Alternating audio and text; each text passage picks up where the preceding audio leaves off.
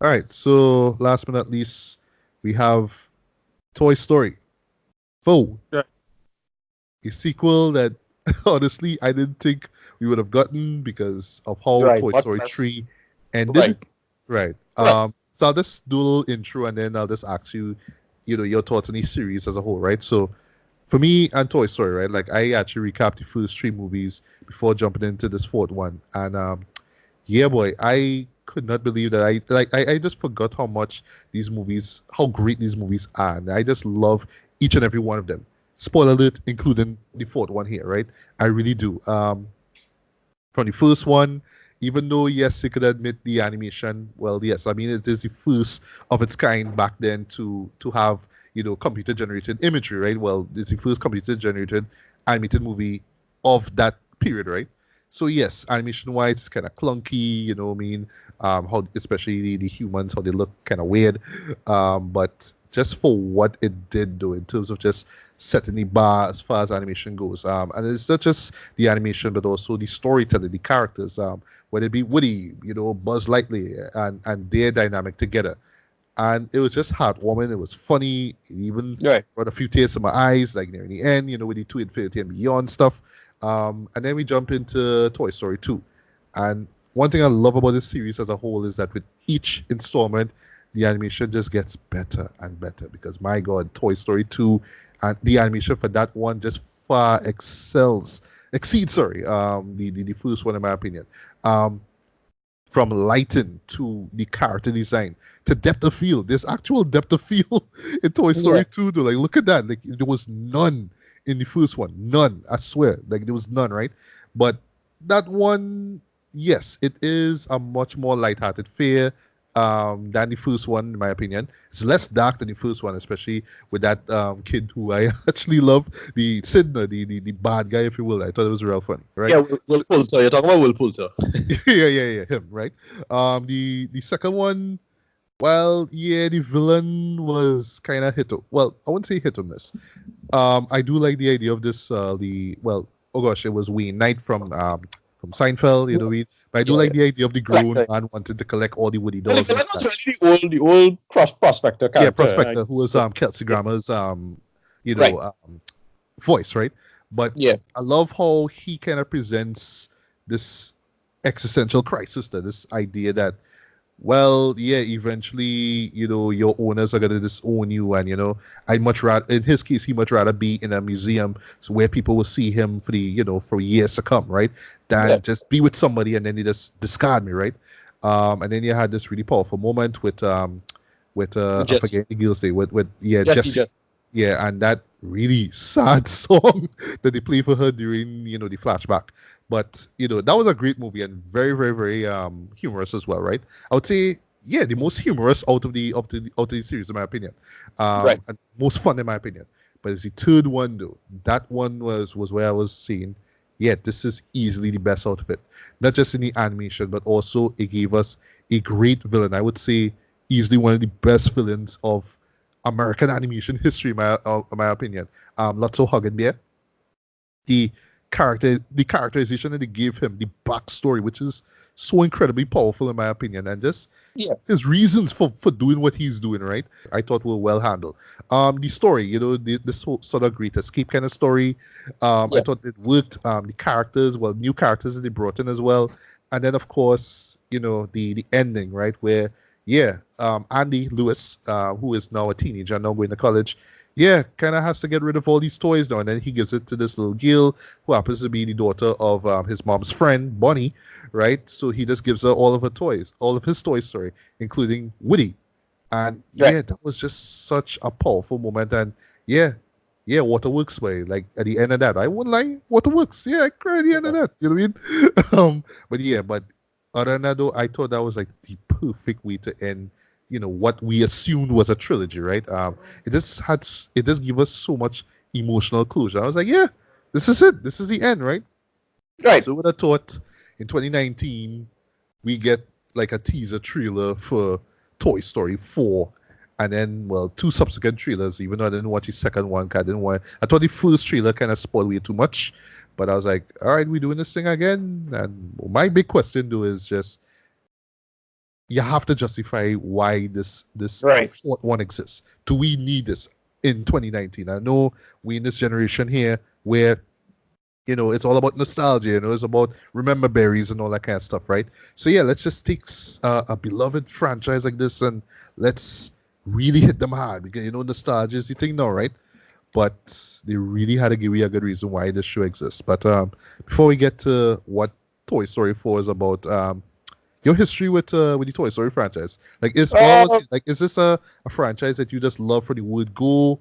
Like in my case, like um, I didn't love it for the word go. Like I got into it a little bit late, but is with each one as I saw them, I was like, yeah, I really do love them. But was this something that you just loved from day one, or it took a while for you?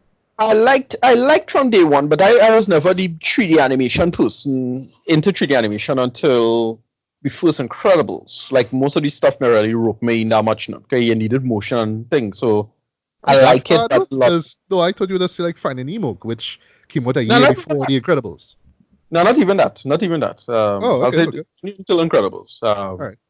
And for me, I like Toy Story. I get it. I get it. It's purpose, but I never really get myself roped into the franchise as much as other people did.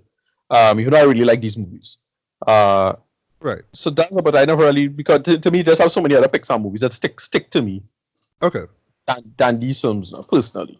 All right. Um, But what are your thoughts on like see them individually up to four? oh no, yeah, they're all solid, great films in their own. Again, the first is the classic, is the one that really broke the mold to oh shit, you could do this now. No. Yeah, Uh, Second one I think is really great. Jesse's arc is quite good. it is. Probably Yeah. yeah, and it's superior to the first one in almost every way, in my opinion. And the third one is very good in terms of the closure stuff. Like if you're into these movies, it does do all of that really quite well. Especially that great scene in the ending with the what is it is in furnace. Uh, Yes. yeah, it's a Such a powerful great scene. moment. Yeah, such a Yeah, powerful scene in my opinion. Yeah. Yeah. yeah, they totally make it work and whatnot. I can't be mad at any of these movies for what they are. Yeah. And I forgot to mention too, Toy Story 3 was also nominated for Best Picture though. Like but I Yeah, remember back in yeah, 2010, it was at a period. Well, actually, I would say, yeah, 2010 actually. Well, sorry, 2009 actually. Yeah, it was a kind of period where they was just like putting any and every show as a Best Picture nominee. Like I remember, District 9 being nominated for Best Picture. I think it was just like, right, well, we right. just desperately need to get people to watch the show. Like it started from way early, guys. It started from way early. It's like, but so when I saw Toy Story 3 make it there at first, I was like, oh, really though? Like we could Yeah, argue about this now, but after watching it again, I could understand. Like it's no Beauty and the Beast, which was the first to be nominated and rightfully so in my opinion. But still is like, yeah, I could see why, but still, nah. You're just kind of praising this thing a little too much in my opinion. But yeah, continue. yeah. That's pretty much my take on it. I never really. I can't in good conscience say I really was too attached to the Toy Story franchise. I like these characters. The joke's funny. Voice acting is great, especially in this new one. Yeah. But The voice acting was great throughout. Yeah. yeah, but I just never really rope up myself into these compared to other Pixar films where I just find this so much more engaging and superior in almost every way. Personally, Yeah. um, I never really get roped up in that. I mean, I'm more of a again Incredibles, Ratatouille for me, and probably Wally, right? Oh yeah, But love Wally. yeah, Love Wally. so that's it. Yeah. Yeah. All right. So, you just mind sharing briefly what Toy Story 4 is about? So, well, the story is about Woody's not being played with, Yeah. and kind of Yeah. being a little neglected, so, and then it's Bonnie's I think first day at kindergarten, It's and actually the orientation film. right, the orientation, orientation for kindergarten. She comes. Well, I don't know why kindergarten have orientation, but whatever. I know, right? Like, boy. Yeah. So she goes to but Woody sneaks on in with her, and it's unclear. I don't know why he did that, but he wanted to kind of keep her, you know, No, in well, check. he wanted to make sure that to be there for her, right? Which I will Right, talk about, which I really appreciated with this show. You want to be there right, for her, so when she feels sad, just look inside her backpack and right, oh, there's Woody, right? right. No, right. That was a lot, right. And then he was kind of helping out, but she had some arts and crafts project stuff, and he accidentally put a bunch of junk on the table, and she ended up getting inspiration to make a new character, make a new person, a new toy called Forky. Yes. Forky's Spork with eyes and some string wired, for hands, basically. Yeah. yeah, wired, yeah, string hands, and I think it's String voiced by, eyes and string mouth. yeah, well, it's kind of these googly eye things, and Yeah, yeah. Oh yes, what you're was right. in You're right. was in the Tony Hill does voice, the right, voice quite right, yeah, brilliantly, in my Buster opinion. Bluth himself, Brilliantly. right, Buster Bluth himself does the voice, and then he's effectively created, and they get into the psychology. Well, they kind of work in mechanics of how toys work in this world. Yes. Why who All can't? I know is that they could have gone deeper and then kind of just taken viewers out of it. Kind of like in the Right. idea, we don't go into Toy Story movies like Yeah. trying to figure out the logic, but it's just enough for you to be like, yeah, Right. boy, this actually brings up a lot of meaningful Because the thing is, questions. the toys are still very adamant about humans not seeing them, and I always forgot why exactly that is the case. I think it's just because they don't want humans to get freaked out now. You know what I mean? Like they will stop playing with still, them right, if they realize the toys are alive. Like case in point with Sid, right? With Woody's payback to him in that movie. no, but I still don't get why it is that that thing that somebody, some human, and some toys would have been friends or make it work. I don't know, whatever. Okay. I don't know. Maybe, although I don't guarantee it, maybe the next film they might Yeah, explore they that. might do that. Yeah. Yeah, but I want to Anyways, talk about the possibility of a next one later on. But continue. right. Yeah, so basically, what happened, boy? Oh, right. So they think Forky, they had to go on. Well, Bunny and her family going on a vacation. So she packed all the toys with her, and Forky. Well, again, the existentialism stuff. Forky doesn't really kind of want to be a toy. He wants to be trash, and Woody is kind of trying to convince him, no, you're a toy. You are important to Bunny. So on, so forth. And really, again, it's the running joke. It's not necessarily existentialism because that's that part of France, but it's sparkling anxiety, right? And if you get that joke, there's an internet meme now, right? And that's the story. It's trying to get Forky to believe in meaning, but then it makes Woody question his meaning as well.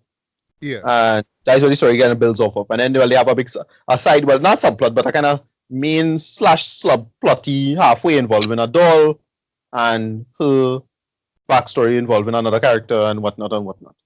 And yeah, that's the story. It's just a bunch of other characters, hijinks ensues. He meets back an old friend and they explain what happened to her originally. Yes, which is great because in 3, they just say, well, she left because, she left. Well, a reason, right? Which I don't want to get into. Right. Yeah, they address all of that. And yeah, that's it.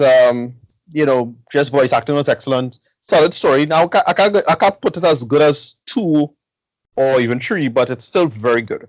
I was actually quite surprised how well done this was. It's a solid story. Just a solid arc for Woody in particular, because it's really a Woody movie. Yes, it is. Yeah, it more focuses on Woody, but I really enjoyed this one. Yeah, me too, but I mean, it's a Toy Story movie, right? So I know I was gonna get my money's worth, but I did not expect that the story would have gone to this degree, in terms of exploring its characters and what it means to be a toy, right? Because one thing that just blew me out of the water, though, is Woody's arc in particular, where he kind of understands, where he really comes to this realization, and it's not like, oh, well, we were trying to tell you this from the first movie. It's like, no, he had to kind of realize this. It's just that one way or the other, regardless of the circumstance, a toy and an owner will eventually, the bond will be broken eventually, right? And it's not like, I mean, it could be for various reasons, but it will inevitably happen. And where it takes Woody, or at least the path that he takes from once he comes to that realization, though, yeah, boy. Like, I mean, like it didn't bring out the waterworks like 3, but although I felt a little tinge of my, right, to be honest, but it's just so incredibly mature though, and so forward thinking, like and logical. Like, yes, this is where his story must end, or stop off at now, And I was just amazed at that though, just that decision, that brave decision to say, hey, this is where we're gonna take our character. and we're gonna make it make sense, and it makes perfect sense in my opinion. Yeah. And but the ending, the whole movie was going okay. Because then the villain, well, it have a villain. It's kind of character, not really two Yeah, it villain. wasn't really a villain though, which is one thing I Right. like though. Right. She's well the character actually Gabby. all right sorry is the voice actress I'm trying to find Oh, right Christina Hendricks. yeah, Gabi, who's voiced by Christina Hendricks, right? Yeah, Christina So Hendricks. Yeah. yeah, what I like is like, yeah, she's technically a villain, yes, but because they make us so much more sympathetic than Lotso Huggin Bear, right? Right. Who has been kind of selfish and kind of addicting in the end. But anyway, because they make us so sympathetic to her cause and why she doing what she doing, it's like you Yeah. do really feel pity for her at Yeah. eventually in the story, right? Right. But it's her minions though. Yeah, I use this term loosely, minions, right? Um, and it's these Yeah. ventriloquist dolls, and instantly Yeah. as I saw them, right, and yes, they are the creepy ventriloquist dolls that you've seen in a horror film or two, and Yeah. that's the design of them, the way how they move too, because they can't talk, but when they try to move, yeah, they do literally move as if, yeah, they have no strings to them now, so they move in Yeah. this Yeah. kind of wobbly way, and it looks creepy and funny at the same That's time. funny though. I was just laughing at the way how they Yeah. were moving, but they kind of make poke fun at the jump scare tactic. Like every time they show up, Yeah. it's like they turn it back and then boom, they right in front of your face there. Like Yeah. every time that happened, I was just laughing, right? But I don't know, maybe it was just me, but I was just looking at both Gabi and those creepy dolls. I was telling myself, this is Twilight Zone though. You know? You have Talkie Tina as in the form of Gabi, and you have the ventriloquist doll, because you had that episode with the ventriloquist guy and the doll, kids acts parents, right? So yeah, I would Yeah. see like a Twilight Zone sort of reference there. That speaking of Twilight Zone, Jordan Peele Yeah. unites with Keegan Michael Key, and at Yeah. first, like when I saw the trailer, I was like, all right, they're gonna annoy me. They're really gonna annoy Nah. me. I don't care if it's Key and Peele voices. I love the Comedy Central show, but I have a feeling they're gonna annoy me. And this one, You're fine. they were serviceable, and they did Right. what they were supposed to do. They had me laughing. And that's joke in the movie. Yeah. And also in terms of side characters, because there's lovely side characters for this. Keanu Reeves, Right. John Wick, Duke Kaboom. yes, Duke Kaboom. Yeah. Yeah, like Which does well. Because that premise behind his story make a lot of sense, like why he was rejected, and that make a lot of sense. That was so fun. yes. When I saw that, I was like, this makes sense. So like, yeah, this is the downside to these. And I actually heard this is true though. Like those evil toys from the 70s. Yeah, Yeah. the way how they advertise them, when that what they were in real life. Yeah. Though, I thought that was like really on point how they did that. But the shining character for this though, and yeah, I had to say shining for this though, is Bo Peep, who is Yes. voiced by Addie Putz. So Yeah. finally, they give Addie some more dialogue. They give her character more things to do. They really fully flesh out her character. And as I was saying, lighted, because I find it was like this is not even a nitpick, but there was like a lot of light, like a lot of detail on her face, like sunlight and artificial light on her face that gave her this really glossy look. But it added to the artificiality of her character, which I thought worked. Right. But the subject I liked it by, God damn, this is a well lit animated film though. Yes, I know we're talking about animation here, boy, but the lighting for this, whew, 5 out of 5 in my opinion. The lighting, just the visuals, boy. And like I said before, with each installment, the animation gets better and better. I didn't think that the animation for Toy Story 4 would be this great, boy. I was in awe of how the animation was, how fluid it was. And I didn't even see this in 3D. But I imagine 3D, especially with the depth of field stuff, I would be blown away even more. Right. From a visual standpoint, this is the best looking Toy Story movie thus far. Also, right, so just get back to the reference stuff. They even do some little clever references with music as well. So they reference The Shining. I'm not going to say what song they use. They reference 2001, even though I swear it's a classical song. Well, that's where I heard that song elsewhere. Maybe it was in 2001, I could be wrong. But there is also a reference to Taxi Driver. The theme song for Taxi Driver. it's one of those moments like you'll see the scene play out and just be laughing through it. But if you listen to it close, yeah, you will hear Bernard Herrmann's excellent theme song for Taxi Driver. I thought that was just so well done in my opinion. Yeah, so the music was great. Of course, Randy Newman comes in, does a excellent score, and yeah, once again, yeah, I mean with each movie he always comes through with a fantastic musical score. He always does a song. The typical "You got a friend with me." You know what I mean? They Yeah, do that, but they also have another song. I forgot the name of it, but basically, the idea. Oh, let me see if I find it. One sec. I can't let you throw yourself away. And this is in relation to the character Forky, right? Where it's like, yeah, Forky just wants to quote unquote commit suicide or at least kill himself by, right, by falling into like throwing himself away there. You know what I mean? Like he needs to be disposed.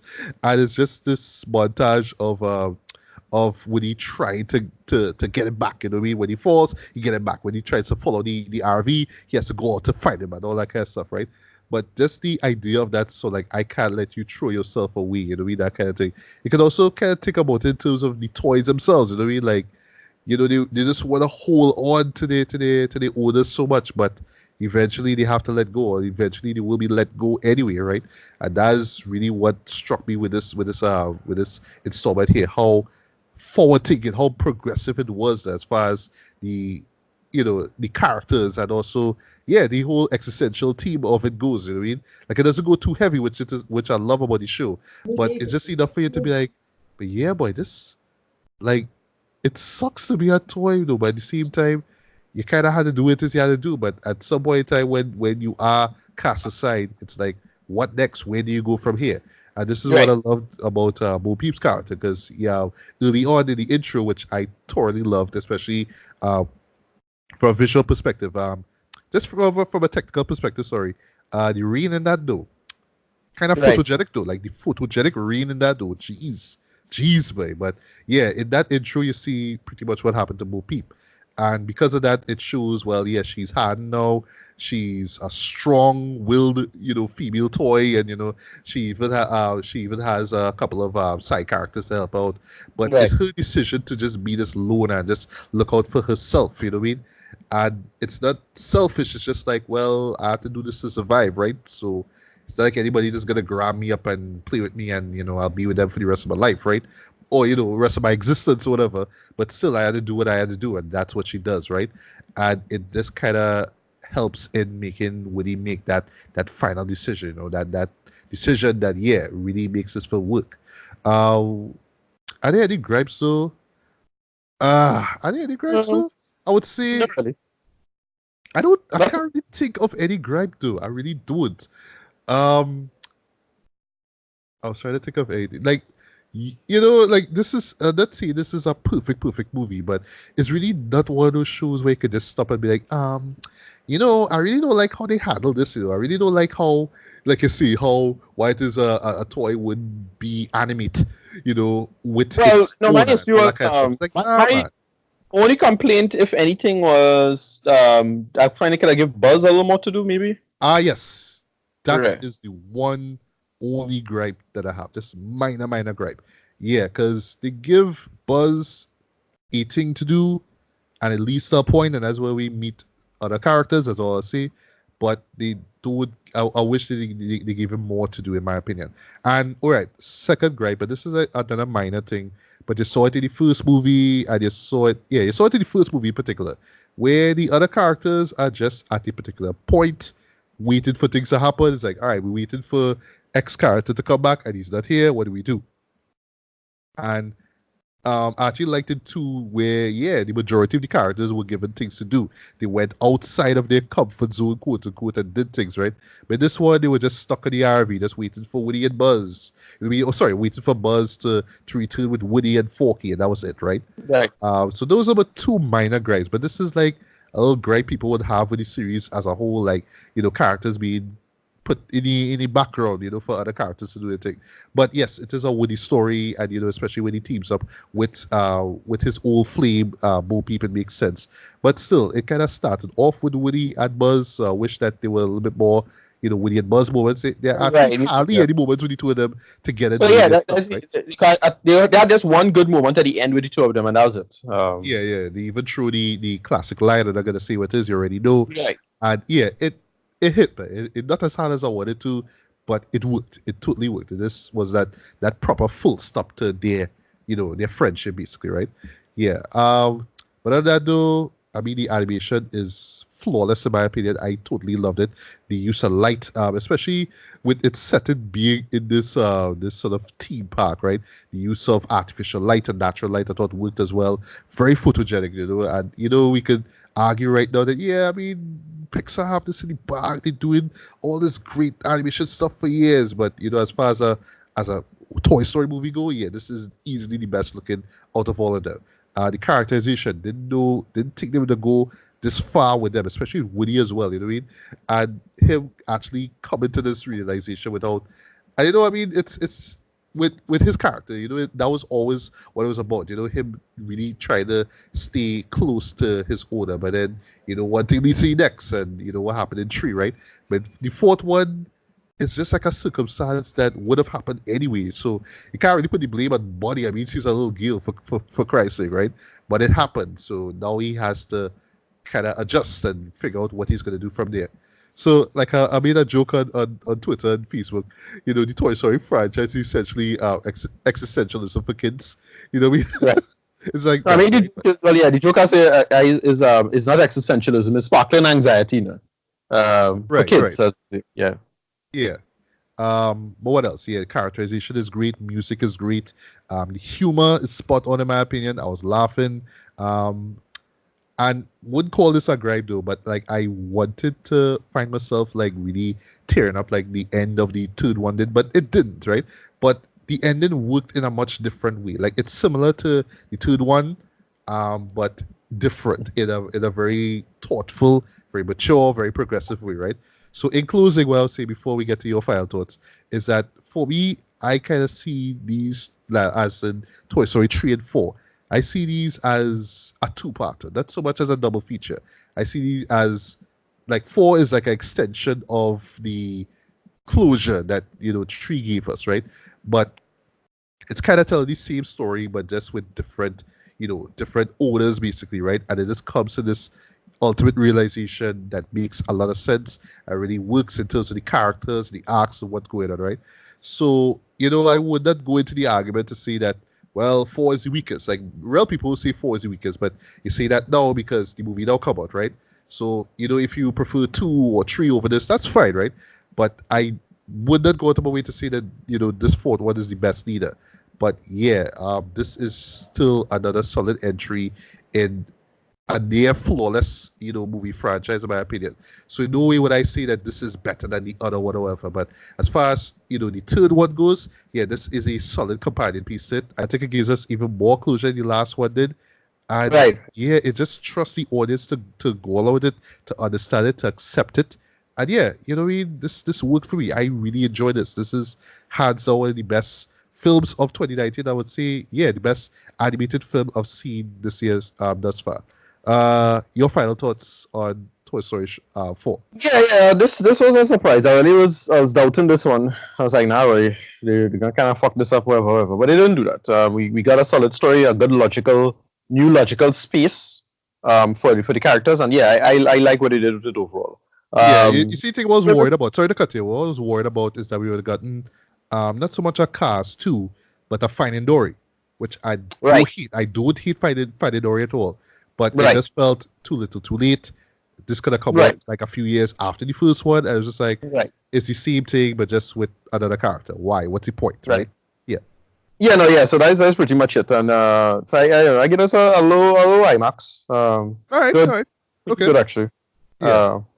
Good logical space to carry the characters and the world and what they're thinking about. The Forky character comes in and it's really, you think it's about Forky, it's really a Woody story, and I like how Forky was working and put us all out of that, and it make a lot of sense. I wish it had more Buzz Woody stuff, but I don't know. You might get a next movie in the future. Not sure. I mean, we might wait another 9 years, so we'll see. Yeah. That's the thing, right? Which I'll get to after give a rating, which is a lighter, decent 4.5 out of 5. This is Right. absolute must see. on big screen. And haven't seen these movies, just after years, I mean, including this one here. I see this, being in my Blu-ray collection one day, all four of them, right? Because yeah, this is just such a great series, though. I love with each one it gets progressively better, not just with animation, but with the characters, and not just with introducing new characters, but also the storytelling and what it is they try to say.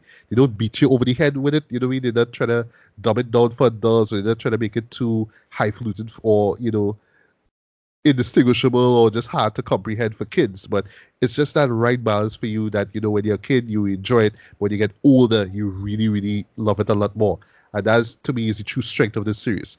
As far as Toy Story 5 goes, if we're going to get one, uh, I actually have a feeling that, if they just maintain the storytelling, not just maintain it, but give it to, you know, to great directors and writers. 'Cause like in this case here, this is directed by Joshua Cooley, right? This is actually his debut feature, and yeah, he just knocked it out the park here. You know what I mean?